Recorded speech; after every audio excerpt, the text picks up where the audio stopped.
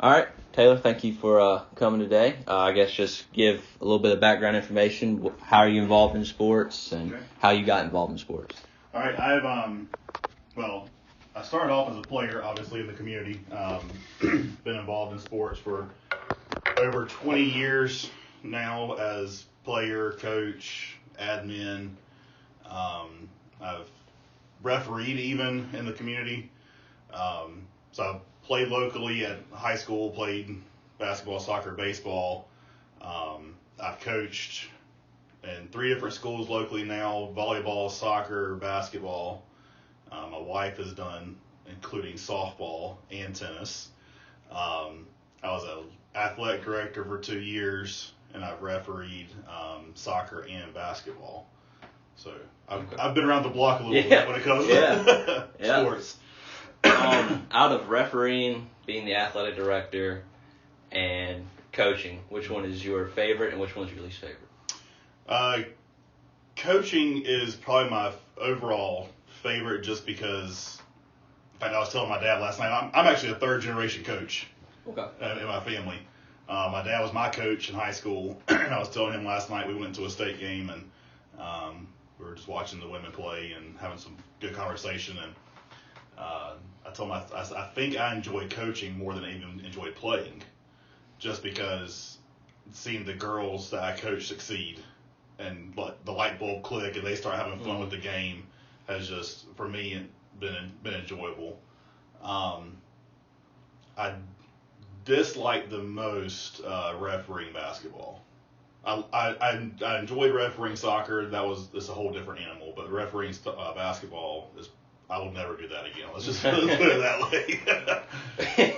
When you refereed, was it private school or public school or both? All of it, all the above. Yeah, I did.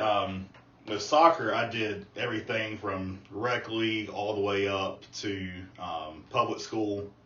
I refereed soccer for almost 6 years and made my way. I got to a third round of state playoffs one year. I got offered a third round of state playoffs for a public school. So I made my way up the system pretty far in that. With basketball, I did just middle school and JV. I didn't go too much further than that. So when you're refereeing, I'm sure one of the biggest challenges was the crowd kind of getting to you. Like, explain that, because I've never actually spoke with someone who refereed in the past and how the crowd can affect the way they make calls, the way they perceive the game, the way they move forward. How did that affect you? So basketball, like I said, is probably the one that you get influenced the most by the crowd because they're right on top of you. Right. You have the home crowd obviously is either cheering or jeering you. Either way, I remember games where we would have a timeout with 30 seconds to go in the game, and it was a heated rivalry game, and you would have the lead referee come up to you and say, "Hey, when the horn buzzes, you grab your stuff. We're booking it out of here." Right. And he was basically saying, "Don't call anything else for the last 30 seconds so we can get it out of here." Right. And you try not to let the crowd get to you as a referee. You try to have the thick skin, but it does affect you, unfortunately, because they are on top of you. And downtown Rocky Mount especially, you call some of those games, you're trying to be careful. Right. Well, obviously, I know the crowd has been jeering you with being a referee and stuff. Did you ever have a fan confront you, after the game? Yeah. So I actually had a soccer game where we had it was Hunt versus Fike, and that's a big rivalry game in Wilson County. It was varsity girls. It was basically whoever won that game had an automatic bid to states. Oof. It went to overtime. I was a sideline referee, the lead referee in the middle of the field. I'm not going to say he blew a call. Yeah, right.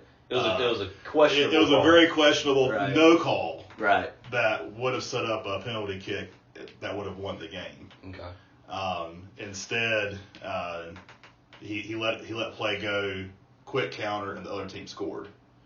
And we had coaches come on the field, we had parents come on the field, and come after us to the point where the officers on duty had to escort us off the premises.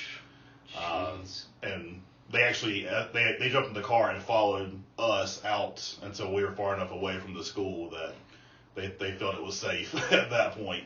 Man, that was I didn't feel like threatened, right? And that I'm a pretty big guy, so right. I didn't really feel threatened, but it was just kind of unnerving. Yeah, it's still nerve wracking, even if you don't feel physically threatened. I mean, it's just you never know, especially in today's age, you never know how things can escalate and where they can lead to. I think for me on the field, I wasn't really nervous on the field because it was like you're not going to do anything to me here. Right. But when I realized the officers were following us in their car after, I was like, okay, this is probably a little more serious than I expected. But that was probably the most heated I've ever seen after a game from my experience. So, I guess with that situation in mind, is there any way that you think the county or cities, or if it's a club sport or any matter, how they can improve the safety of these refs, or is there nothing they can do really since it's just like a localized game? Or? Yeah, that's a really good question. And it really depends on the sport. With soccer, football, baseball, softball, at least you have a fence most of the time that keeps fans from getting onto the field, typically. And in this scenario, we learned later a gate was left open to the field, and that was how fans were spilling onto the field at that point. And now, I realize fans can get on the field no matter how. If they can jump over the fence. But at least it's a little more of a deterrent to get to you. I mean, a 45-year-old man's not going to jump a fence typically. A parent. But in rec ball, it's you have 15 fields at a arena or whatever, and you can't really do much there. Just encouraging fans along the way, just hey, it is a game.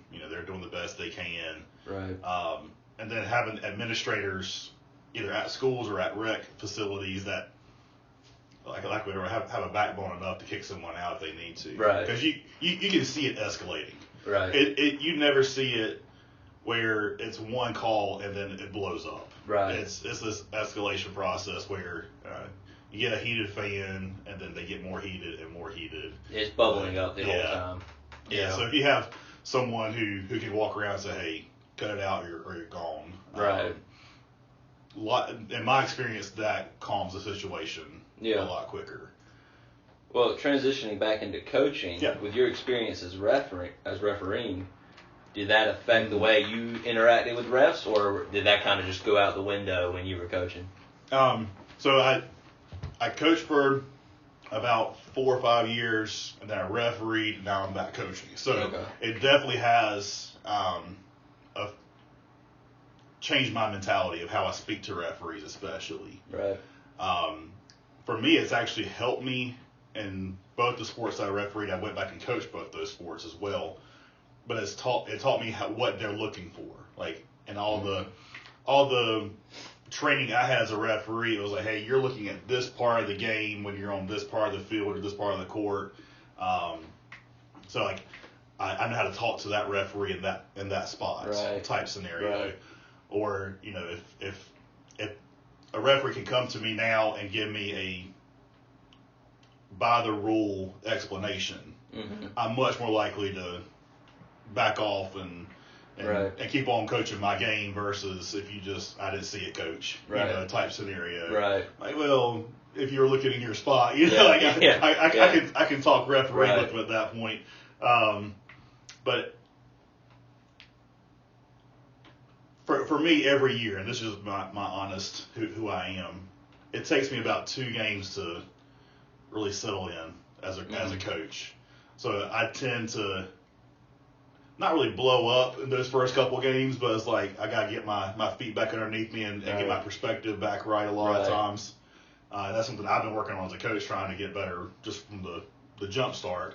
Just coaching my girls and not worrying about anything else really. Because that's what coach is supposed to do. You're supposed to coach your team, and you try to buy a call here or there whenever you can, but at the same time, you're not going to sway a referee mid game. 9 out of 10 times. But it definitely has affected how I perceive the game as a coach. And I can even tell my players, hey, this is what referees typically look for. Right. So I think that's helped even my players to some degree. Do you think every coach should be a ref first, or do you think that's just a precursor that's helped you, but not necessarily necessary? It would definitely help every coach. Okay. Obviously, you can't make it a prereq. Right. Well, that's just interesting. And not every coach will be a good referee. Right. Because if they were a coach first and they're going to be a referee, that's a wash. But just moving forward, if every coach, I've never thought of it from that way, about being a ref first. Because I always think about being a player first, and then you coach the sport, not necessarily being a ref, because the way you're trained being a ref is different, obviously, than you're playing the game. So that's interesting.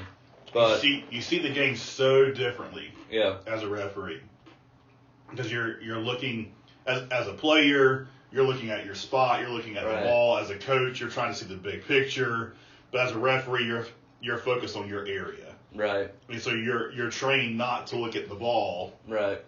8 out of 10 times throughout the game. If you're ball watching as a referee, you're not doing your job. Right. And so then, in that sense, it's actually helped me be a better coach, because I'm not watching the ball the whole game. I'm watching what's going on, maybe under the basket or something else, while the ball is being passed around up top. Yeah. So it's helped me see some things from a player perspective. I can teach them, hey, make this move instead of this one, or defensively, let's make this stance instead, or whatever the case may be. Just having that training has just helped me out tremendously. But again, just being able to talk to a referee intelligently has also helped. I've gained a lot of respect, I feel like, from referees, just based on how I can communicate with them, other than, how did you not see that? Like every coach. Like throwing a couple expletives in it. Throwing out actual terminology, like rule book terminology versus what the household lingo, type idea. Right. So, coaching at a private Christian school like you do now, I'm trying to think of the best way to word this. I know you obviously have to control your anger as much as possible on the court, because, there's administrators, there's teachers that are there. What methods have you employed to, obviously I know you're not going to be out there cussing either way, but like not just blowing your top off and losing your cool. Yeah. What do you think you've done pre-game, during the game, to really have that more calm mindset? Yeah. Well, a big factor in that has been my wife is my assistant coach. Oh, yeah. So you hear when you got home. So a lot of times she'll even just walk up to me and say, "Hey, it's not worth it." Right. That was not worth fighting, that one, or something like that. Right. I think as a head coach, you tend to feel the emotions a little bit more than even an assistant coach. Mm-hmm. And I've been in both situations. I've been an assistant coach, and I don't feel the heat of the moment like the head coach may have. Right. Like, why are you blowing up about that? And then the flip side, I'm blowing up, and my assistant coach is like, hey, it's not worth it. Let it go. And then just for me, every time I step on the court, I just remind myself it is just a game. Right. It is just a game. We want to win the game. Right. Obviously, if you're keeping score, you want to win. Right. But at the same time, like what life lessons are my players going to learn from this game? What life lessons are they going to learn from me and how I respond to things?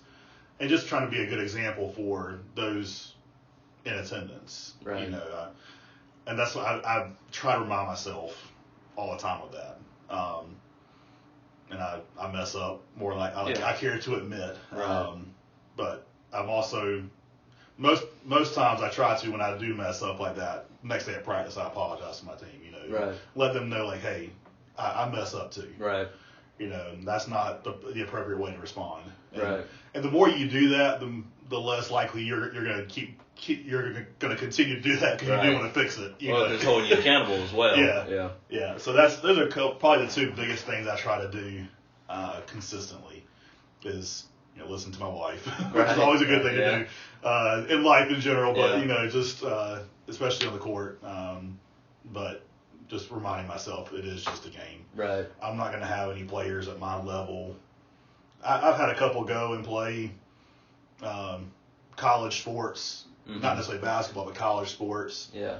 But no one's going to make a career of it. Right. Maybe outside of them coaching one day. Right. Right. Interesting. So, I guess kind of segueing off the court, how do you perceive yourself as impacting the lives of your athletes off the court? So that's something Emily and I have talked a lot about in the last. This is my 5th year coaching at Faith now, and the impact we want to make on our players. We want to continue to be an influence on them after they graduate. Right. We've had 4th year seniors coming through now, my 5th year again, and we still have regular contact with former graduates. Right. In fact, we got a text this morning, just this morning, from a girl who graduated 2 years ago, just asking how we're doing. Yeah. And then the same girl had asked me back before the school year started. She transferred to ECU. Okay. And she was like, "What do you have any good churches in that area?" Mm-hmm. So that for me, we can have life lessons even outside of basketball. Right. Relationships outside of basketball. Probably my favorite memory ever as a coach was last year at Christmas when we were able to tell our basketball teams that Emily was pregnant. Right. Yeah. And see how excited they all were. And right.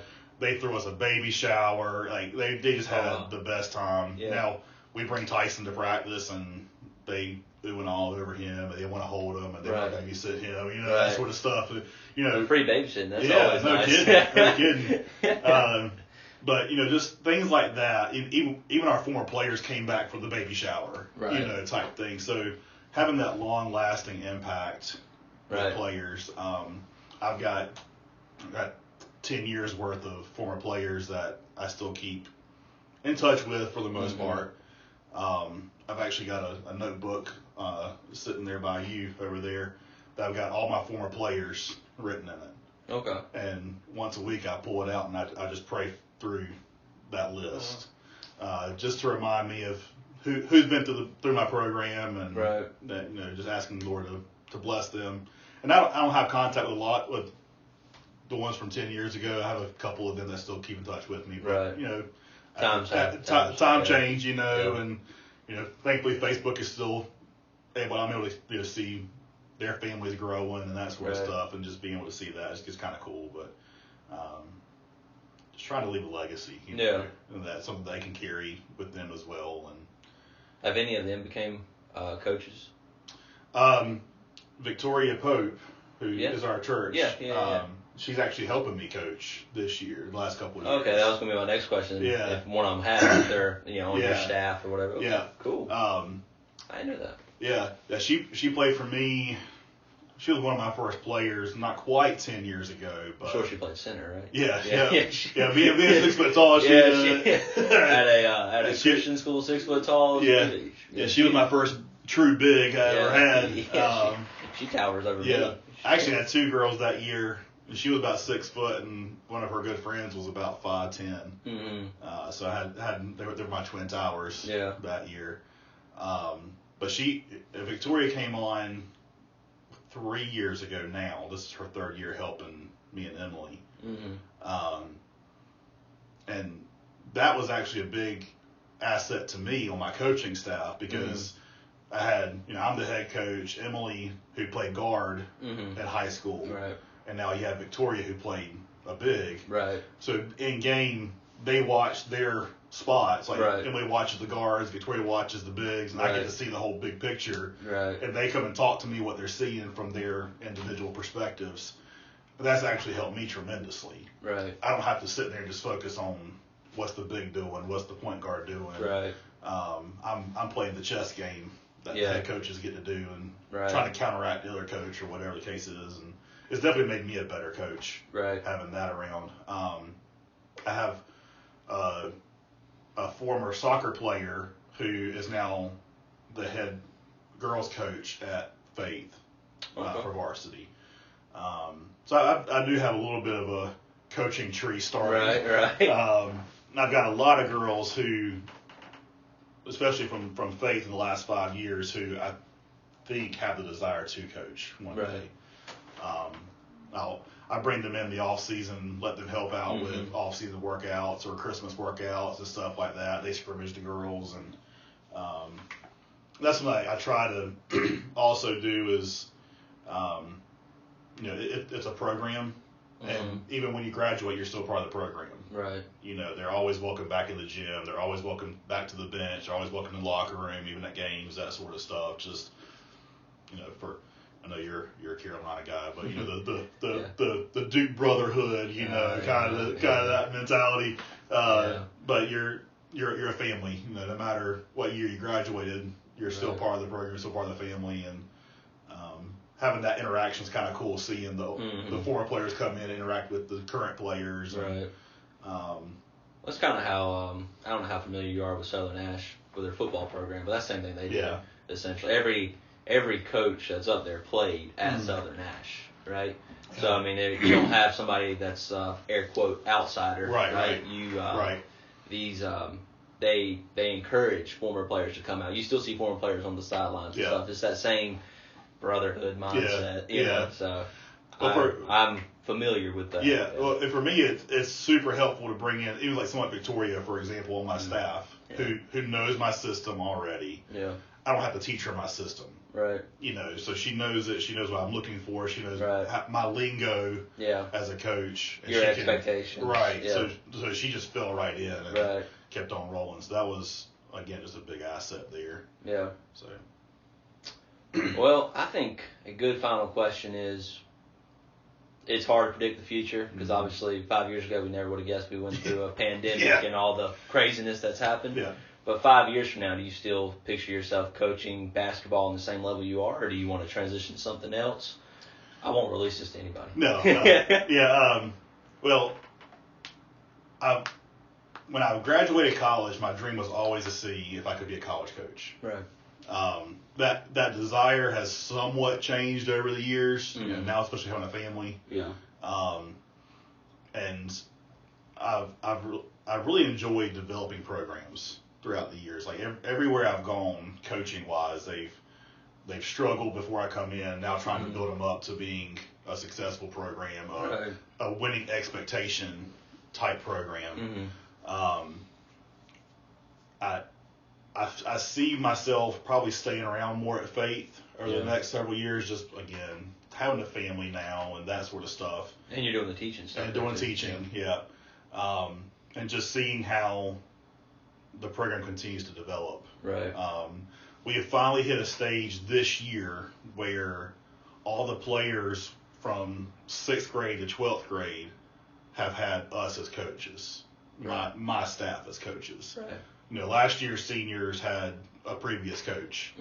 So this is the first time we haven't had anybody else kind of in the mix. Right. It's like when you're a college coach and it's all your recruits finally. Right. So this year's 9th grade class, this year's freshman class was the first group of 6th graders we had back when they were 6th graders.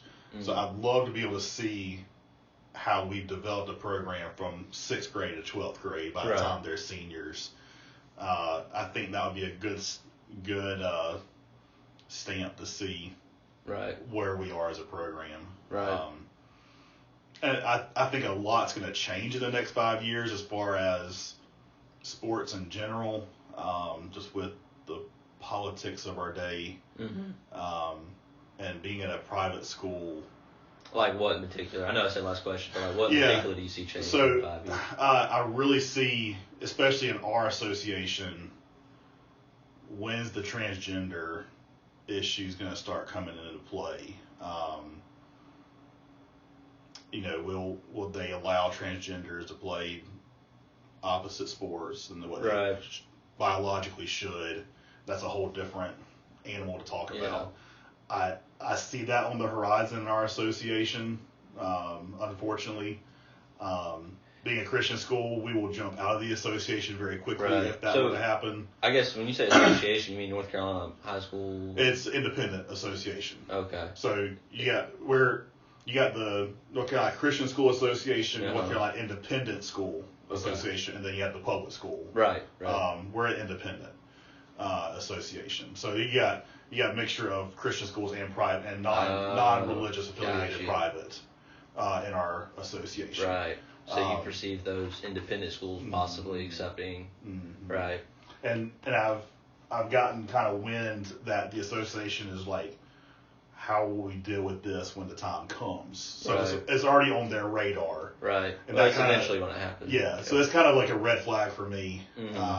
What's going to happen with that? But I guess, Faith Christian could always just jump to the North Carolina Christian School Association. I'm surprised they're not already a part of the. And there's different reasons why. That's not a long story. Yeah, that's for another time. Right. And I could also very viably see another association altogether starting up. That's kind of been is this a possibility type thing. Right. So kind of being in the talks with that a little bit is going to be kind of cool from my perspective. Kind of getting but that's going to I think drastically change in the next 5 years. Right. Which it won't affect me as a coach where I'm at necessarily, but it'll be who I'm playing against, the level of success. Because right now with my association, you hit second round of playoffs, I'm seeing Division II basketball players. Right. You hit round 3, I'm seeing Division I basketball players. Right. At Faith Christian, I don't have that. Right. I've got D3 athletes at best. Yeah. So my level of success has a very strict ceiling. Right. Because I'm not trying to be rude, but if you move to the North Carolina Christian Association, I'm sure the competition would dramatically It does. And we would be in the running for state tournaments every single year. Yeah. I'd be pushing for that then. Yeah. Hang some plaques up the wall. And so where I'll go as a program really would depend on what's happening politically in our world in the next 5 years. And that's weird to say that sports is becoming that, but it's just the generation we're in, unfortunately. But everything we've talked about in this conversation already is things that I'm going to continue to implement. I want to be a good example to all my players. I want to leave a legacy. I want them to know that they can still come to me years after they graduate, talk to me and Emily for whatever they need, no matter what sports holds for them. You know. So that's, like I said, I've learned a lot over the years, but that's been probably the biggest thing I've learned is just being there for people as a coach means more than the X's and O's and the number of games you win. Right. Even though you want to be successful with that, obviously. Well, because ultimately you are judged on success. That's right. That's right. But 5 or 10 years from now, nobody's really going to remember the record. Right. They're going to remember the relationships they have. Yeah. So. Yeah. Cool. Well, I appreciate it. Yeah, Thank you, Taylor. Yeah, man.